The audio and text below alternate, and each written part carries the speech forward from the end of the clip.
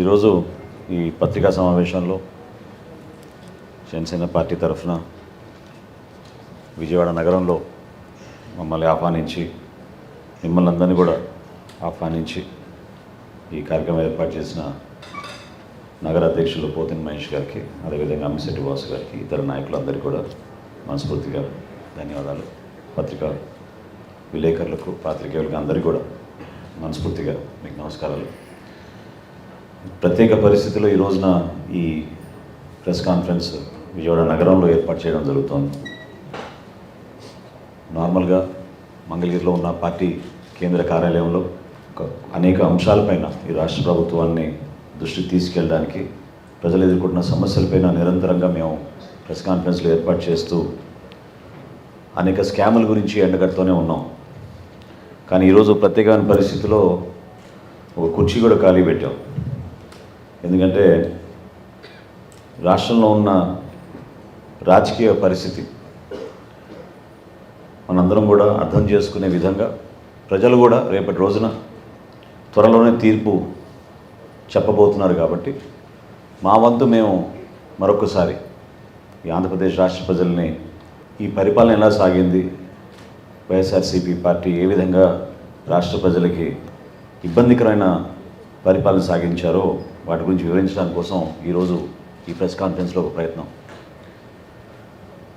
3 రోజుల క్రితం భీమిలిలో వైఎస్ఆర్సీపీ ప్రాంతీయ సమావేశం ఏర్పాటు చేసుకొని అక్కడ రాజకీయ అంశాలు ప్రస్తావించడం సహజంగానే ఏ పార్టీ అయినా సరే ఇటువంటి కార్యక్రమాలు చేస్తూనే ఉంటారు ఎన్నికల ముందు. కానీ ఒక ప్రాంతీయ సదస్సు ఏర్పాటు చేసినప్పుడు మనందరం గర్వంగా ఆ ప్రాంతానికి చెందిన కళాకారులు కానివ్వండి, అక్కడున్న సంస్కృతిని కానివ్వండి, సాంప్రదాయాలను కానివ్వండి, వీటిని ప్రతిబింబించే విధంగా ఒక చక్కటి సమావేశం ఏర్పాటు చేసుకుని 5 సంవత్సరాలు మీ ప్రభుత్వ పరిపాలన పూర్తవుతున్న సందర్భంగా మీరు ఏ విధంగా పరిపాలించారో, మరొకసారి ప్రజలు మీకు అవకాశం కల్పిస్తే ఏ విధంగా పరిపాలించబోతున్నారో అటువంటి అంశాలపైన మాట్లాడాల్సింది పోయి, సంస్కారం లేకుండా రాజకీయ చరిత్రలో ఆంధ్రప్రదేశ్లో ఎన్నడూ లేని విధంగా ఒక రాజకీయ సభలో ప్రతిపక్ష నాయకులు, మా పార్టీ అధ్యక్షులు పవన్ కళ్యాణ్ గారిపైన, అదేవిధంగా చంద్రబాబు నాయుడు గారిపైన, ఇతర పార్టీ నాయకులపైన కటౌట్లు ఏర్పాటు చేసి, అదొక ఎటువంటి ఆనందమో నేను చెప్పలేను, పైశాచిక ఆనందం అనుకుంటా. బహుశా పంచింగ్ బ్యాగులు ఏర్పాటు చేసి లక్షల మంది వచ్చారు, లక్షల మంది సమక్షంలో ఈ కటౌట్ల దగ్గర పంచింగ్ బ్యాగులు ఏర్పాటు చేసి రాజకీయ ప్రయాణంలో ఆంధ్రప్రదేశ్లో ఎన్నడూ లేని విధంగా రెచ్చగొట్టడానికి ముఖ్యమంత్రి చేసిన ప్రయత్నాన్ని మీ అందరం కూడా ముక్త కంఠంతో ఖండిస్తున్నాం. ప్రజాస్వామ్యబద్ధంగా ప్రజలు మీకు 151 స్థానాలు అందించిన సందర్భంగా మీరు అందించాల్సిన పరిపాలన వదిలేసి ఒక law and order situation create చేయాలి, ప్రజల్ని రెచ్చగొట్టాలి, వ్యక్తిగతంగా నాయకులపైన ప్రెస్ మీట్లు పెట్టి దూషించి ఉపన్యాసాలకి గొంతు చించుకుని అరిచినంత మాత్రాన ఈ రాష్ట్ర ప్రజలు మీరు చేసిన ఈ కార్యక్రమాన్ని అభినందిస్తారనుకోవడం చాలా పొరపాటు. అసలు జగన్మోహన్ రెడ్డి గారు ఈ కార్యక్రమాన్ని ఎంత నాన్ సీరియస్గా చేశారంటే, దేనికి సిద్ధం? రాష్ట్ర ప్రజలు ఎప్పుడూ సిద్ధమయ్యారు మిమ్మల్ని ఇంటికి పంపించడానికి. మీరు పరిపాలన చేతగాక ఈ రోజున రాష్ట్ర వ్యాప్తంగా అన్ని రహదారులపైన, అన్ని పట్టణాల్లో కూడా అద్భుతంగా మా పరిపాలన జరిగిపోయింది, మేము సిద్ధమని మీరు చెప్పుకుంటున్నారే, దేనికి సిద్ధమయ్యారు మీరు? అసలు కనీసం ఒక సంస్కారం లేని వ్యక్తిగా మిగిలిపోయే పరిస్థితి మీరే తెచ్చుకున్నారు ఈరోజు రాష్ట్రం. ఎందుకు ఇటువంటి కక్షలు కడుతున్నారు? ఎందుకు ఇటువంటి వ్యక్తిగత ఆరోపణలకు పరిమితం అవుతున్నారు? దేనికోసం మీరు ఈ విధంగా ఉపన్యాసాలు ఇచ్చుకుంటున్నారు? ఇది మీరు చెప్పాలి ప్రజలకి. ఒక రాజకీయ వేదికనే కాదు, ప్రభుత్వ ఖర్చులతో ఏర్పాటు చేసిన కార్యక్రమాల్లో కూడా మీరు కేవలం రాజకీయ అంశాలకి పరిమితమై ఉపన్యాసాలు ఇచ్చుకుంటూ వెళ్తుంటే ఎంత సమయం వృధా చేశారు, ఎంత డబ్బు వృధా చేశారు ఈ రాష్ట్రానికి, ఏ విధంగా మీరు సిద్ధమయ్యారో మీరు చెప్పాలి. పరిపాలన చేతగాక మీరు రైతుల పాస్బుక్కుల పైన మీ ఫోటోలు వేసుకుంటే దానికి మీరు సిద్ధమా? రాజధాని లేని రాష్ట్రంగా మార్చినందుకు ఆంధ్రప్రదేశ్ని దానికోసం మీరు సిద్ధమా? ప్రభుత్వ భవనాల్ని తాకట్టు పెట్టేసి లోన్లు తీసుకొచ్చినందుకు మీరు సిద్ధమయ్యారా? గంజాయిని రాష్ట్ర వ్యాప్తంగా చిన్న చిన్న గ్రామాల్లో కూడా విస్తరించి అమ్మించే పరిస్థితి తీసుకొచ్చినందుకు మీరు సిద్ధమయ్యారా? 3,000 మంది సుమారు కౌలు రైతులు ప్రాణాలు కోల్పోతే ఆత్మహత్యలు చేసుకుంటే వాళ్ళ కుటుంబాలను ఆదుకోలేని పరిస్థితిలో దేనికి మీరు సిద్ధమయ్యారు? పోలవరం ప్రాజెక్ట్ని ముంచేసినందుకు మీరు సిద్ధమయ్యారా? పేద ప్రజల కోసం ఇళ్ల స్థలాలని చెప్పి పెద్ద పెద్ద ప్రకటనలు చేసి ఆర్భాటంగా కార్యక్రమాలు ఏర్పాటు చేసి 35,000 కోట్ల రూపాయలు ప్రైవేట్ భూములు కొనుగోలు చేసి అతిపెద్ద స్కామ్ చేసినందుకు మీరు సిద్ధమయ్యారా?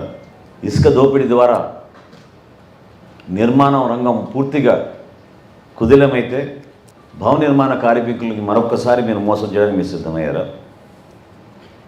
యువత కోసం డిఎస్సి నోటిఫికేషన్ కానీ జాబ్ క్యాలెండర్ కానీ పదే పదే మీరు ప్రకటనలు చేసుకుంటూ వస్తున్నందుకు సిద్ధమయ్యారా?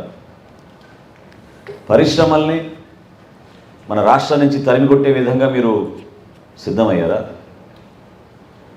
అసలు రోడ్ లేని పరిస్థితి తీసుకొచ్చి కనీసం గుంతలు కూడా పూడ్చలేని దుస్థితికి మీరు సిద్ధమయ్యారా? మీరు సిద్ధం అంటున్నారు, కానీ రాష్ట్ర ప్రజలు మాత్రం ఖచ్చితంగా మీ పరిపాలన చూసి విసిగెత్తిపోయి ఎప్పుడో మిమ్మల్ని ఇంటికి పంపించడానికి సిద్ధమయ్యారు. విద్యారంగం గురించి మాట్లాడుతూ అద్భుతమైన మార్పు తీసుకొచ్చాం అని చెప్పి ఈ ముఖ్యమంత్రి దేనికి సిద్ధమయ్యాడు? 3వ తరగతి పిల్లలకి టోఫెల్ పరీక్షలు సిద్ధమయ్యారా? ఊహించని విధంగా ఐబీ కరికులం తీసుకొస్తాం ప్రభుత్వ పాఠశాలని, దానికోసం మీరు సిద్ధమయ్యారా? కనీసం కంప్యూటర్ ల్యాబ్లు, లైబ్రరీలు ఏర్పాటు చేసుకోలేని పరిస్థితిలో మనకి రికగ్నిషన్ రాదు సిబిఎస్ఈ సిలబస్ కోసం అని గుర్తించి మీరు ఈ రోజున విద్యారంగాన్ని అద్భుతంగా మార్చేసామని చెప్పి అబద్ధాలకి మీరు సిద్ధమయ్యారా? చివరికి ఏ విధంగా మీరు కంప్యూటరైజ్ చేసి రాష్ట్ర ప్రజలకి, మన చదువుకున్న బిడ్డలకి మీరు ఉపయోగపడతారంటే బహుశా మరొకసారి టోఫెల్ పరీక్షలు రాయడానికో, ఐబీ పరీక్షలు రాయడానికో, లేదా అటు ఇటు చూసి చివరికి బీకామ్ లాంటి పరీక్షలు రాయడానికో మీరు సిద్ధమయ్యారా? చెప్పాలి. అంతేగాని ఇటువంటి పెద్ద పెద్ద సభలు ఏర్పాటు చేసుకుని ప్రాంతీయ సదస్సులు దాన్ని పేరు పెట్టి ప్రతిపక్షాలపైన దాడులు చేసి ప్రజల్ని రెచ్చగొట్టడానికి, ఒక law and order situation create చేయడానికి చేస్తున్న ఈ ప్రయత్నాన్ని ఖచ్చితంగా రాష్ట్ర ప్రజలందరూ కూడా ముక్త కంఠంతో ఖండించాల్సిన అవసరం, బాధ్యత మనందరిపైన ఉంది. ప్రజాస్వామ్యబద్ధంగా మీరు రండి, మేము ఎప్పుడో సిద్ధం. జనసేన పార్టీ మేము ఎప్పుడో చెప్పాం, ప్రజల దగ్గరికి వెళ్ళి తేల్చుకుందాం. ప్రజలు అంతిమంగా నిర్ణయిస్తారు. వాళ్ళు నిర్ణయించే విధానాన్ని మనం గౌరవించాలి, వాళ్ళ ఆలోచనని మనం గౌరవించాలి. అది కాస్త మీరు మర్చిపోయి కేవలం ఉపన్యాసాలకి పరిమితమై రెచ్చగొట్టడానికి మీరు చేస్తున్న ప్రయత్నాన్ని మనందరం కూడా ఖండించాలి. దీంతోపాటు ఈ రోజున ఒక ముఖ్యమైన అంశం, చాలా రోజుల నుంచి మేము ప్రభుత్వంలో జరుగుతున్న అనేక అవినీతి కార్యక్రమాల గురించి చాలా లోతుగా అధ్యయనం చేసి సమాచారం తెప్పించుకుని ప్రజలకు అర్థమయ్యే విధంగా జనసేన పార్టీ నుంచి మేము ఒక ప్రయత్నం చేస్తూనే ఉన్నాం. అనేక అంశాలపైన మేము స్కామ్లన్నీ కూడా ఎండగట్టాం. కానీ ఈరోజు మీకు చెప్పే సమాచారం అసలు ఊహించలేని సమాచారం. నిజంగానే ఒక ప్రభుత్వంలో ఈ విధంగా జరుగుతుందా అనే అనుమానం ఖచ్చితంగా మీకే వస్తుంది. కానీ ఇది జరిగింది, జరుగుతోంది. గత 4 సంవత్సరాల నుంచి ఆంధ్రప్రదేశ్ ప్రభుత్వం జగన్మోహన్ రెడ్డి గారి నాయకత్వంలో కేవలం మేము 1,72,000 కోట్ల రూపాయలు అప్పులు చేశామని చెప్పుకుంటూ వస్తున్నారు. కానీ ఈ ప్రభుత్వం 1,72,000 కోట్లు అప్పు చేసింది వాస్తవమైతే, దాంతో పాటు ఇంకొక 91,253 కోట్ల 29 లక్షల అప్పు చేశారు. దానికి లెక్క తేలడం లేదు. ఇది ఎప్పుడు బయటపడింది? ఫిబ్రవరి 2వ తారీఖు నుంచి మనకి శాసనసభ సమావేశాలు, చివరి బడ్జెట్ సమావేశాలు సిద్ధమవుతున్న సందర్భంగా అధికారులు ఈ లెక్క తేల్చలేక రాష్ట్ర ప్రభుత్వం ఎటుపోతుందో అనే అయోమయంలో ఎవరికి అర్థం కాని పరిస్థితిలో ఈ రోజున ఈ లెక్క బయటపడింది. 91,253 కోట్ల రూపాయలు జగన్మోహన్ రెడ్డి గారి ప్రభుత్వం ఏ విధంగా ఉపయోగించింది, ఎక్కడికి తరలించింది, డబ్బు ఎక్కడ పోయింది ఎవరికి అర్థం కావడం లేదు. దీనికి ఒక కొత్త పదం పెట్టారు. అంటే దాదాపు ప్రపంచవ్యాప్తంగా ఒక 3,500 ప్రభుత్వాలు ఉన్నాయి, రాష్ట్ర ప్రభుత్వాలు, కేంద్ర ప్రభుత్వాలు. కానీ కేవలం జగన్మోహన్ రెడ్డి గారి ప్రభుత్వం రివర్స్ టెండరింగ్ అని ఎట్లా తీసుకొచ్చారో, దీనికి కూడా కొత్త పదం రివర్స్ బారోయింగ్ అని తీసుకొచ్చారు. చాలా విచిత్రంగా ఉంది ఈ పదం. ఈ కొత్త విధానాన్ని తీసుకొచ్చి రాష్ట్ర ప్రజలకి తెలియకుండా ఈ లెక్కలు దాచడానికి వాళ్ళు చేసిన ప్రయత్నం ఈరోజు బట్టబయలైంది. 91,253 కోట్ల రూపాయల 29 లక్షల రూపాయలు లెక్కల్లో రాకుండా చేశారు. నేను మీకు సంవత్సరాల వారీగా లెక్క చెప్తాను, కొంచెం దయచేసి ఓపికగా మీరు వింటే బాగుంటుంది. 2019-20లో వీళ్ళు చూపించిన లెక్క 39,371 కోట్ల రూపాయలు, 56 లక్షలు. కానీ వీళ్ళు రివర్స్ చేసింది 17,391 కోట్ల రూపాయలు, 43 లక్షల రూపాయలు. అంటే టోటల్ ఆ సంవత్సరంలో వీళ్ళు చేసిన బారోయింగ్స్ 56,762 కోట్ల రూపాయలు అయితే వాళ్ళు చూపించింది కేవలం 39,000 కోట్ల రూపాయలు. అదేవిధంగా 2020-21లో వాళ్ళు చూపించింది 55,167 కోట్ల 51 లక్షలు. కానీ వాస్తవంగా రివర్స్ బారోయింగ్ చేసింది మరొక 30,764 కోట్ల రూపాయలు. అంటే ఆ సంవత్సరంలో బడ్జెట్ ఎస్టిమేట్లు వాళ్ళు చేసింది 48,000 కోట్ల రూపాయలు అయితే యాక్చువల్ బారోయింగ్స్ వాళ్ళు చేసింది 85,930 కోట్ల రూపాయలు. ఏ విధంగా సమాచారం అందకుండా వీళ్ళు చేస్తున్నారో మీరు చూడండి ఒక ప్రయత్నం. 2021-22 ఇది కోవిడ్ సంవత్సరం. ఈ సంవత్సరంలో వాళ్ళు చూపించింది 25,112 కోట్ల 74 లక్షలు. రివర్స్ చేసింది 33,843 కోట్ల రూపాయల 69 లక్షలు. అంటే బడ్జెట్ ఎస్టిమేట్ ఏమో 37,000 కోట్ల రూపాయలు మేము బారోయింగ్స్, లోన్స్ తీసుకుంటామని చెప్పి వాళ్ళు చివరికి తీసుకుంది ఎంత అంటే 58,856 కోట్ల రూపాయలు. ఈ అంకెలన్నీ కూడా మీకు సమాచారం ఇస్తాం.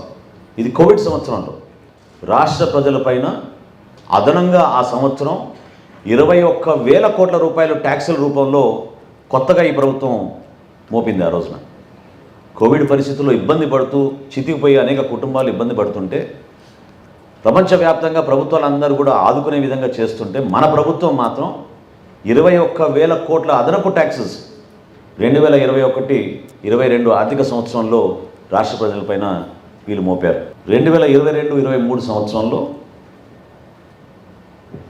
వాళ్ళు చూపించింది 52,508 కోట్ల రూపాయలు. రివర్స్ చేసింది వాళ్ళు 9,253 కోట్ల 90 లక్షల రూపాయలు. అంటే గత సంవత్సరం 61,762 కోట్ల రూపాయలు అప్పులు చేశారు. సహజంగానే మీరు అడగచ్చు ఎక్కడ పోయినాయి డబ్బు అని. ఇప్పుడు జగన్మోహన్ రెడ్డి గారు బుగ్గన గారి దగ్గర డబ్బులు తీసుకుంటే ఒక 10,000 రూపాయలు, సంవత్సరం చివరికి ఒక 5,000 రూపాయలైనా తిరిగి ఇవ్వాలి. లేదా బుగ్గన గారు ఇంకా జగన్మోహన్ రెడ్డి గారి నుంచి డబ్బులు రావని చెప్పి మొత్తం ఆ లోన్ అమౌంట్ అంతా రైట్ ఆఫ్ అనేది చేయాలి. అది కాలేదు, ఇది కాలేదు. పోనీ మీరు ఎక్కడైనా ప్రాజెక్టులు నిర్మాణం చేశారా? పోనీ ఏమైనా పథకాలకి మీరు డబ్బు మళ్లించారా? దానికి సమాధానం లేదు. పోనీ కనీసం కాంట్రాక్టర్లకి మీరు డబ్బులు మాకు చెల్లించారా? దానికి కూడా ఇక్కడ సమాచారం లేదు. ఈ డబ్బంతా కేవలం ఇంకా ఆశ్చర్యం ఏంటంటే ఒక్క సంవత్సరం 2021-22లో ఒక నెలలోనే 25,918 కోట్ల రూపాయలు రివర్స్ బారోయింగ్ ఒకే నెలలో చేశారు. ఈ లెక్కలు బయటికి రాగానే మొన్న బడ్జెట్ ప్రిపరేషన్లో అధికారులందరూ కూడా ఆశ్చర్యపోతున్నాం. అర్థం కాని పరిస్థితి. ఎవరి నాయకత్వంలో జరిగింది? ముఖ్యమంత్రి గారి కనుసన్నలో ఒక ముఖ్యమైన అధికారి ఈ వివరాలు బయటికి రాకుండా ఈ విధంగా ప్రభుత్వంలో 4 సంవత్సరాల నుంచి ప్రజల్ని మోసం చేస్తూ, రాష్ట్ర ప్రజల్ని మోసం చేస్తూ ప్రభుత్వ లెక్కల్లో 91,253 కోట్ల రూపాయలు ఈరోజు కనపడడం లేదంటే ఇంతకన్నా దారుణమైన ప్రభుత్వం ఏమవుతుందా చెప్పండి. పరిపాలన చేతగాక లక్షల కోట్ల రూపాయల అప్పులు తీసుకొచ్చి సంక్షేమంతో బటన్ నొక్కుతున్నాం అని చెప్పి ఈ లోన్లు, నేను ఇందాక చెప్పిన లోన్లు, వీటికి కార్పొరేషన్ లోన్లకి ఏమాత్రం కూడా కలిసి లేవు. ఇది సపరేట్గా క్యాగ్ లెక్కల్లో ప్రభుత్వం చూపించిన లెక్కలు ఇవి. అటువంటి లెక్కల్లోనే 91,253 కోట్ల రూపాయలు వ్యత్యాసం వచ్చిందంటే ఇంకెంత కార్పొరేషన్ నుంచి తీసుకొచ్చిన రుణాలు ఎక్కడ పోయినాయో మీరు ఒకసారి చూడండి. మేము అనేక సందర్భాల్లో ఈ రాష్ట్ర పరిపాలనని కొంతవరకైనా అప్రమత్తం చేయాలి, అధికార యంత్రాంగం మా ప్రెస్ కాన్ఫరెన్స్లు చూసి కొంతవరకైనా భయపడి ఈ పొరపాట్లు జరగకూడదని ఒక ప్రయత్నం చేస్తారని మేము ఆశించాం. కానీ ఈ ప్రభుత్వ కాలం పూర్తవుతున్న సందర్భంలో ముఖ్యమంత్రి గారు కూడా ఎక్కడ కూడా ప్రెస్ కాన్ఫరెన్స్లు పెట్టరు, ఎవరితో కూడా చర్చించరు. అందుకని ఈరోజు ముఖ్య అతిథిగా మేము జగన్మోహన్ రెడ్డి గారిని కూడా మేము ఈ ప్రెస్ కాన్ఫరెన్స్లో మీ ముందు ఒక అద్భుతమైన ఆపర్చునిటీగా మేము భావిస్తున్నాం. ఎందుకంటే మేము ఛాలెంజ్ చేస్తున్నాం, జనసేన పార్టీ నుంచి మేము ఛాలెంజ్ చేస్తున్నాం. మేము సిద్ధం, ముఖ్యమంత్రి గారు సిద్ధమా? ఈ లెక్కలపైన చర్చించడానికి విజయవాడ నగరంలోనే తుమ్మలపల్లి కళాక్షేత్రంలో మనం జర్నలిస్టుల ముందు మనం కూర్చుందాం. ఈ రాష్ట్ర ప్రభుత్వం చేసిన అవకతవకలు, అవినీతి కార్యక్రమాలు, ఈ 5 సంవత్సరాల్లో వాళ్ళు ఏ విధంగా ప్రజల్ని మోసం చేసి, లెక్కలు తారుమారు చేసి ఈ రోజున అభాసుపాలు అవుతున్నామో మీరందరూ కూడా గమనించాలి. ఏషియన్ ఇన్ఫ్రాస్ట్రక్చర్ ఇన్వెస్ట్మెంట్ బ్యాంక్ మన రాష్ట్ర ప్రభుత్వాన్ని బ్లాక్ లిస్ట్ చేసింది. బ్రిక్స్ బ్యాంక్ మన రాష్ట్ర ప్రభుత్వాన్ని బ్లాక్ లిస్ట్ చేసింది. వీళ్ళు వ్యవహరిస్తున్న తీరు, వీళ్ళు ముఖ్యమంత్రి గారి ఆధ్వర్యంలో జరుగుతున్న ఈ పరిపాలన రాష్ట్ర ప్రజలకి సమాధానం చెప్పాలి, ఒక చర్చకు రావాలి. మేము ఆహ్వానిస్తున్నాం. సంస్కారంతో, మర్యాదతోటి జగన్మోహన్ రెడ్డి గారిని మేము ఆహ్వానిస్తున్నాం. ఒక చక్కటి వేదిక ఏర్పాటు చేసుకుందాం, రండి మాట్లాడదాం. ఇది రాష్ట్ర భవిష్యత్తు గురించి మేము మాట్లాడుతున్నాం. రాష్ట్ర ప్రయోజనాల కోసం, రాష్ట్ర ప్రజల కోసం మనం చర్చించుకుందాం. ఎందుకు మీరు అనవసరంగా గొంతు చించుకునే విధంగా ఉపన్యాసాలు ఇచ్చి సంస్కారం లేకుండా ప్రతిపక్షాలపైన మీరు దాడులు చేసుకుంటూ వెళ్తే, ప్రజల్ని కూడా రెచ్చగొట్టి దాడులు చేయమని మీరు ప్రోత్సహిస్తూ ఉంటే అది ఎంతవరకు సబబు చెప్పండి. నా రాజకీయ ప్రస్థానంలో నేను ఎప్పుడు చూడలేదు ఇటువంటి సభలు. నాకు చాలా ఆశ్చర్యం కలిగించి ఆవేదనతోటి ఈ రోజున ఇటువంటి సభ ఏర్పాటు చేసి రాష్ట్ర ప్రజలకు తెలియాలనే ఒక ప్రయత్నం ద్వారా జనసేన పార్టీ నుంచి మేము చేస్తున్నాం. ఎప్పుడు కూడా మా పార్టీ అధ్యక్షులు పవన్ కళ్యాణ్ గారు వ్యక్తిగత ఆరోపణల గురించి, వ్యక్తుల పైన ప్రత్యేకంగా మాట్లాడాల్సిన సందర్భాలు ఎప్పుడు చెయ్యం. మేము నిలబడేది అంశాల వారీగా మనం మాట్లాడదాం. మేము అందించే సమాచారం మీకు ఉపయోగపడితే ఈ రాష్ట్ర ప్రభుత్వంలో కొంతవరకు పరిపాలన ఇంకా మెరుగవుతుందని మేము కోరుకుంటాం. అంతేగాని అసలు ఊహించలేని విధంగా నేను గతంలో అనేక శాఖలపైన నేను ప్రెస్ మీట్లు పెట్టి చెప్పాను మీకు. ఏ విధంగా వీళ్ళు ల్యాండ్ అలాట్మెంట్లు చేశారు, ఏ విధంగా వీళ్ళు యానిమల్ హస్బెండరీ డిపార్ట్మెంట్లో పాల ఉత్పత్తి కోసం వీళ్ళు మోసం చేసి గేదెలు కొన్నామని చెప్పారు, ఏ విధంగా వీళ్ళు భూసేకరణ చేసి 35,000 కోట్ల రూపాయల అవినీతి జరిగిందో దానికి మా పార్టీ అధ్యక్షుడు పవన్ కళ్యాణ్ గారు ప్రధానమంత్రి గారికి ఉత్తరం రాశారు. అదేవిధంగా ఈరోజు మీకు చెప్పిన ఈ లెక్కలు మేము క్యాగ్ని డిమాండ్ చేస్తున్నాం. దీనిపైన ఎంక్వైరీ జరపాలి. రాష్ట్ర ప్రభుత్వం కూడా 4 రోజుల్లో శాసనసభ సమావేశాలు, చివరి శాసనసభ సమావేశాలు ఈ ప్రభుత్వానికి ప్రారంభమవుతున్నాయి. కాబట్టి ఈ బడ్జెట్ సమావేశంలో ఖచ్చితంగా ఈ ప్రభుత్వం, ముఖ్యమంత్రి గారు వీటిపైన సమగ్రమైన విచారణ జరిపి ఈ లెక్కల్ని తేల్చాల్సిన అవసరం డెఫినెట్గా ఉంది.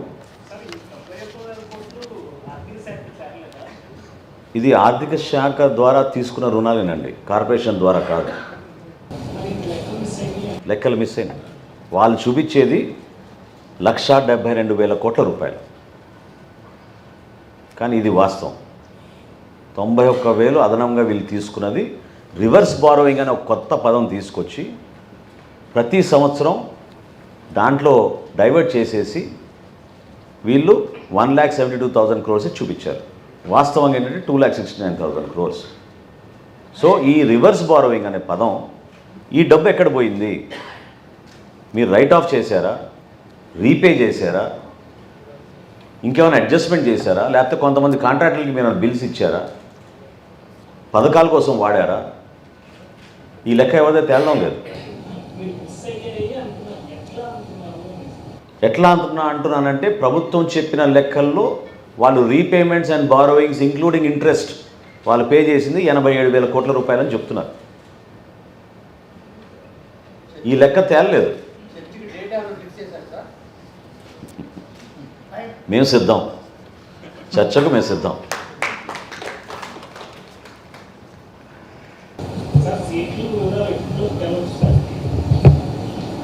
త్వరలోనే అండి. అంటే ఖచ్చితంగా ప్రతి రాజకీయ పార్టీకి ఒక వ్యూహం ఉంటుంది. అందులో పొత్తులో భాగంగా ఇరు పార్టీలు కలిసి మా పార్టీ అధ్యక్షులు పవన్ కళ్యాణ్ గారు, అదేవిధంగా చంద్రబాబు నాయుడు గారు మాట్లాడుకుని చర్చించుకొని తప్పకుండా ఒక డేట్ ఖరారు చేసిన తర్వాత మిమ్మల్ని అందరినీ పిలిచి అనేక కార్యక్రమాలు రాష్ట్ర ప్రజలకు ఉపయోగపడే విధంగా మేము చేయాల్సినవన్నీ కూడా మీ ముందు ఆ సమాచారం అందించిన తర్వాత ముందుకెళ్తాం. తప్ప ఒక నిమిషం. ఎస్, ఆల్రెడీ రెడీ అవుతున్నాం, వివిధ కమిటీలు వేసుకున్నాం. సో అన్ని జిల్లాల్లో వీలైనంత వరకు ఎక్కువ నియోజకవర్గాలు కవర్ అయ్యేటట్టు పవన్ కళ్యాణ్ గారి పర్యటన కార్యాచరణ సిద్ధమవుతోంది. మా నాయకులందరూ కూడా దానిపైన చాలా లోతుగా ప్రిపరేషన్స్ అన్నీ కూడా చేస్తూ ఉన్నారు. మిక్స్ ఉంటుందండి. అంటే కొన్ని పర్యటనలు ఖచ్చితంగా బహిరంగ సభలకే పరిమితం అవుతాయి, కొన్ని పర్యటనలు ఏమో కార్యకర్తలతోటి నాయకులతోటి మాట్లాడడానికి పరిమితం అవుతాయి, కొన్ని ఏమో వారాహి ద్వారా అవుతాయి. ఇవి ఒక వాటిని ఏమంటారు, ఒక మిక్స్డ్ రూపంలోనే తయారు చేస్తున్నారు. నా దృష్టికి రాలేదండి. జనవాణి అనే కార్యక్రమం మొదలుపెట్టారు కదా సార్, దాని ద్వారా వచ్చిన మీకు అర్జెంట్ ఏం చేశారు? దాని తర్వాత మధ్య కంటిన్యూ చేయకుండా ఎందుకు వదిలేశారు? అంటే దాదాపు 6 ప్రాంతాల్లో చేసామండి జనవాణి కార్యక్రమం. 6 పట్టణాలు సమగ్రంగా 7 నగరాల్లో చేసామండి. 7 నగరాల్లో కూడా మాకు వచ్చిన అర్జీలన్నీ కూడా మేము రాష్ట్ర ప్రభుత్వానికి, అంటే కొన్ని వ్యక్తిగతంగా వచ్చిన అంశాలపైన పవన్ కళ్యాణ్ గారు స్పందించి అప్పటికప్పుడే ఆ కుటుంబాలను ఆదుకున్నారు. ప్రభుత్వం నుంచి రావాల్సిన కొన్ని రిప్రజెంటేషన్స్ అన్నీ కూడా ప్రభుత్వానికి మేము పంపించాం. దానికి మా రిటైర్డ్ ఐఏఎస్ అధికారి వరప్రసాద్ గారు ఫాలోఅప్ చేశారు. ఇప్పటివరకు 2 సార్లు రిమైండర్స్ కూడా గవర్నమెంట్కి పంపించాం. మాకు వచ్చిన సమాచారం కొన్ని రెవెన్యూ ఇష్యూస్ ఇవన్నీ కూడా కొంతవరకు ప్రభుత్వం నుంచి దానికి సమాధానం వచ్చింది. సో ఎవరైతే లబ్ధిదారులు, అర్హత ఉన్న లబ్ధిదారులు వాళ్ళకి అందలేదో అటువంటి అంశాలు ఇంకా పెండింగ్గా ఉన్నాయి, రాలేదు. కానీ ఇవన్నీ ప్రభుత్వంతో ముడిపడి ఉన్నాయి కాబట్టి మేము ప్రభుత్వంలో వచ్చినాక వాటిని ప్రయారిటీగా తీసుకుని చేస్తాం. ఈ సందర్భంలో జనవాణి అనేది మేము ఆలోచించడం లేదండి. కేవలం ఇప్పుడు ఎలక్షన్ వాతావరణంలో ఎలక్షన్ గురించి, అదేవిధంగా మేనిఫెస్టో గురించి, ప్రజల్లోకి తీసుకెళ్లాల్సిన అంశాల గురించి వాటిపైన మేము ఎక్కువగా దృష్టి సారించాం.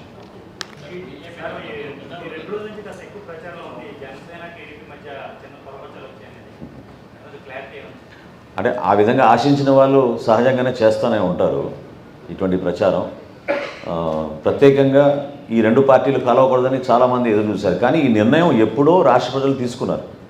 పొత్తుని ఆహ్వానిస్తూ మనస్ఫూర్తిగా ఇరు పార్టీలు కలిసి పనిచేస్తే మంచి భవిష్యత్తు ఉంటుంది, మంచి నాయకత్వం ఉంటుంది. చంద్రబాబు నాయుడు గారు, పవన్ కళ్యాణ్ గారు కలిసి చేస్తే బాగుంటుందని ప్రజలందరూ కూడా దాన్ని భావించి ఎప్పుడో ఈ నిర్ణయం తీసుకున్నారు. సో ప్రజల తరఫు నుంచి వచ్చిన నిర్ణయం ఏది కాబట్టి ఎవరు దాన్ని చెడగొట్టాలని ప్రయత్నం చేసినా విఫలమవుతారు. ఏమండి, ఒక్క నిమిషం.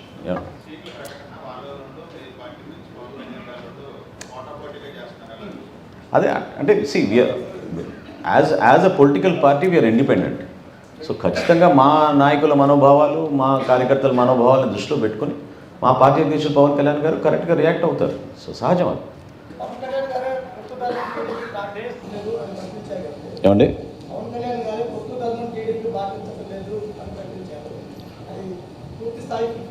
పొత్తు ధర్మం పాటించాలి అని అన్నారు.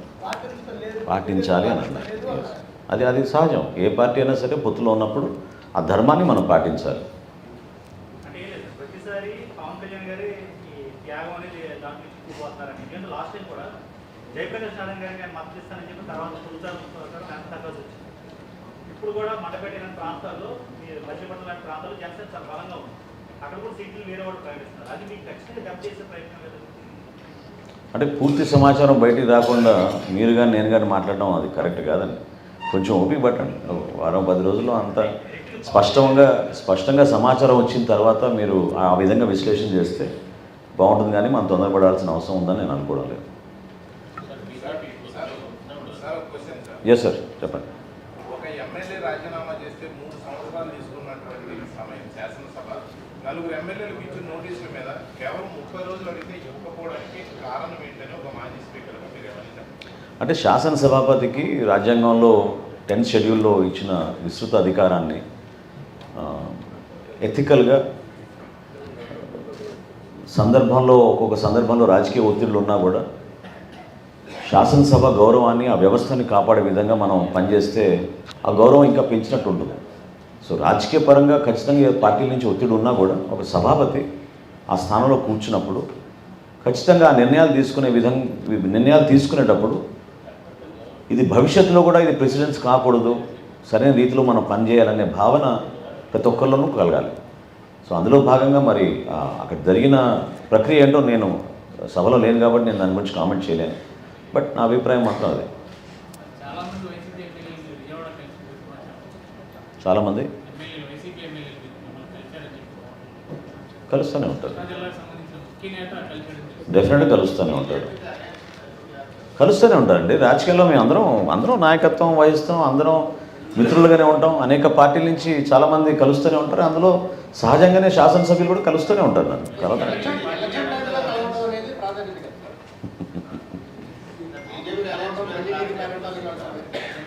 This is the season for full time politics.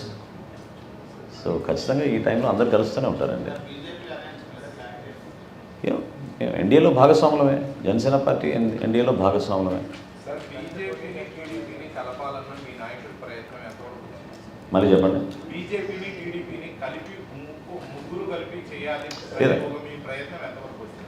నేను ఇంతకుముందు కూడా చెప్పానండి. As a political party we are independent, we have our own opinions and views, and మాకు కొన్ని ప్రిన్సిపల్స్ ఉంటాయి. ఆ సిద్ధాంతాలకు కట్టుబడి దానిలో మేమందరం కూడా పనిచేసుకుంటాం మా పార్టీ అధ్యక్షులు పవన్ కళ్యాణ్ గారి ఆదేశాల మేరకు. సో డెఫినెట్గా ఆయన తీసుకునే నిర్ణయాలకి మేము అందరం కట్టుబడి ఉంటాం. ప్రయత్నం అంటే రాష్ట్ర ప్రజల శ్రేయస్సును దృష్టిలో పెట్టుకుని ఆయన చేసిన ప్రయత్నం అది. ఎందుకంటే తప్పకుండా మనకి కేంద్ర ప్రభుత్వం నుంచి సహాయం అందాలి. మనం చాలా నలిగిపోతున్నాం, ఆర్థికంగా వెనకబడిపోయాం, మన రాష్ట్రానికి మేలు జరగాలి. సో భారతీయ జనతా పార్టీ కూడా ఇందులో ఉంటే పార్ట్ ఆఫ్ ఇట్ తప్పకుండా మనకు ఉపయోగపడుతుందనే ఆలోచనతోటి పవన్ కళ్యాణ్ గారు అనేక సందర్భాల్లో అది వ్యక్తపరిచారు.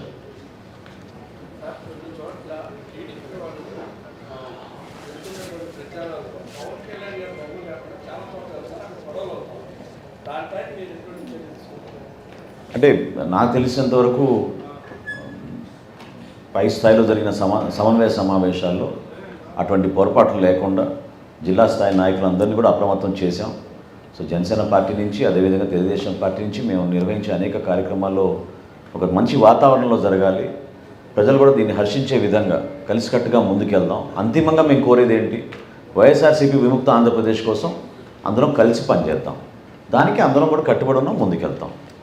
సో ముగించే ముందు మరొకసారి జగన్మోహన్ రెడ్డి గారికి ప్రత్యేకంగా విజయవాడలో మీ అందరి సమక్షంలో ఒక చక్కటి డిబేట్ ఏర్పాటు చేసుకొని ఈ 5 సంవత్సరాల్లో ఆయన చేసిన అద్భుత పరిపాలన గురించి ఆయన చెప్పుకుంటే మేము కూడా సిద్ధమై ఆ సమావేశానికి తప్పకుండా ఈ ప్రభుత్వం చేసిన అరాచకాలు, అవినీతి కార్యక్రమాలు, ఎక్కడ వీళ్ళు పొరపాట్లు చేశారు, ఆర్థికంగా ఎంత నష్టం కలిగించారు, ఎక్కడ పోయినాయి డబ్బులు, వీటన్నిటిపైన కూడా సమగ్రంగా విచారణ జరిగే విధంగా ఒక చక్కటి సమావేశం ఏర్పాటు చేస్తే పెద్దలందరూ, పాత్రికలందరికీ కూడా నా రిక్వెస్ట్, గతంలో ఉన్న సాంప్రదాయాన్ని మీరు మరొకసారి తీసుకొచ్చి ఒక మంచి వాతావరణంలో పార్టీలందరూ కూడా కూర్చుని ఇటువంటి అంశాలపైన మాట్లాడుకుంటే బాగుంటుందని నేను భావిస్తూ, అందుకని ఈరోజు ప్రత్యేకంగా ముఖ్య అతిథిగా జగన్మోహన్ రెడ్డి గారిని మాతో పాటు కూర్చోబెట్టుకుని ఆయన ఎట్లా మీ అసలు నేను సింపుల్గా చివరిలో అడగాల్సింది ఏంటంటే, పత్రికా సమావేశానికి ఆయన సిద్ధమా?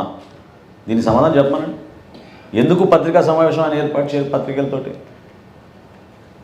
అన్నిటికీ ఆయన సిద్ధమైతే దీన్ని కూడా సిద్ధమవ్వాలి ఆయన. Thank you. వైసీపీ వ్యతిరేక ఓటింగ్ చేర్చకూడదని మీ ప్రయత్నం చాలా బలంగా సాగుతుంది. అట్ ద సేమ్ టైం కొత్త క్యారెక్టర్ అంటే సో వ్యతిరేక ఓటు చీలిపోతున్న ఇది లేదు, భయం లేదు. ఎవరు కొత్త క్యారెక్టర్? షర్మిల గారు. అచ్చా, ఇప్పుడు ప్రజాస్వామ్యంలో ప్రతి ఒక్కరికి వారి స్పేస్ వాళ్ళకు ఉంటుందండి. సో ఏ పార్టీ అయినా సరే వాళ్ళు ఒక ప్రయత్నం చేసుకుని ప్రజల్లోకి వెళ్ళి అనేక అంశాలపైన మాట్లాడినప్పుడు అంతిమంగా ప్రజలే దానికి తీర్పు చెప్తారు కదా. సో వ్యక్తిగతంగా మేము ఎవరిని కూడా విమర్శించాం. మా ప్రయత్నం ఖచ్చితంగా ఈ రాష్ట్ర ప్రజలకి ఒక మంచి పరిపాలన తీసుకురావాలి, ప్రతిపక్ష ఓటు చీలనివ్వకూడదు. అంతిమంగా మేము కోరుకునేది వైఎస్ఆర్సీపీ విముక్త ఆంధ్రప్రదేశ్ ద్వారా మన రాష్ట్ర భవిష్యత్తు బాగుంటుంది. అంధకారాలు నెట్టేశారు ఈ 5 సంవత్సరాల్లో. దానికోసం మా పార్టీ అధ్యక్షుడు పవన్ కళ్యాణ్ గారు 2.5 సంవత్సరాల క్రితమే నిర్ణయం తీసుకుని ఆ రోజు నుంచి కూడా ఆయన ప్రయత్నం చేస్తూనే వచ్చారు. ఇప్పుడు అది కాదండి, మీరు అడిగే ప్రశ్నకి జనసేన పార్టీ ఎన్డీఏలో భాగస్వాములుగా ఉన్నామండి. ఎట్లా మీరు అట్లా అడగలుగుతారు? పర్యటన అనేది నిరంతరంగా కొనసాగే ప్రక్రియ కదండి. జిల్లాల పర్యటన పవన్ కళ్యాణ్ గారు ఎప్పటి నుంచో చేస్తాను. మనం కాకినాడ వెళ్ళి వచ్చాం, అదేవిధంగా రేపటి రోజున ఇంకో ప్రాంతానికి వెళ్తారు, పర్యటిస్తారు. అన్నీ జరుగుతూనే ఉంటాయి. నో స్పెసిఫిక్ డేట్, జరుగుతూనే ఉంటాయి. ఎస్, న్యాయ పోరాటం కాదండి, తప్పకుండా మేము క్యాగ్ని డిమాండ్ చేస్తున్నాం. ఇప్పుడు ఈ బడ్జెట్ సమావేశాలు చివరి సమావేశాలు కాబట్టి దయచేసి రాష్ట్ర ప్రజలకి మేము కోరేది, అదేవిధంగా శాసనసభలో ఉన్న శాసనసభ్యుల్ని కోరేది, మీరు దీనిపైన సమగ్రంగా మీరు విచారణ జరిపించండి, తేల్చండి మీరు. Thank you.